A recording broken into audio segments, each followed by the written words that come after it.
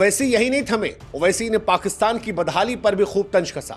कहा जो IMF से $1 बिलियन की भीख मांग रहे हैं, जो आधिकारिक तौर पर भिखारी बन गए हैं, वो आतंक का धंधा चलाते हैं। मैं इन्हें इंटरनेशनल मिलिटेंट फंड कहता हूं। उन्होंने अमेरिका पर भी सवाल उठाया। कहा अमेरिका, जर्मनी, जापान जैसे देश एक आतंकवादी देश को इतने पैसे क्यों देते हैं।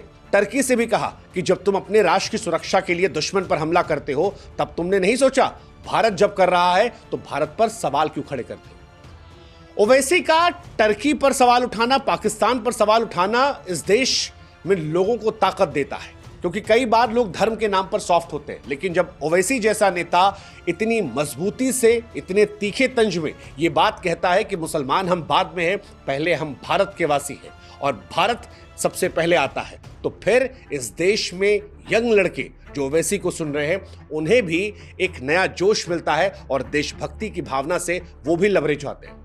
बिहार के मोतिहारी में तिरंगे की पगड़ी पहनकर ओवैसी ने हुंकार भरी। कहा मैं भारत से मोहब्बत करता हूं, मेरी आलोचना वोट की सियासत के लिए नहीं, सच्ची देशभक्ति के लिए है। ओवैसी ने इस देश के मुसलमानों से कहा कि अगर जिहाद करने का शौक है तो फिर आतंकवाद के खिलाफ जिहाद करो।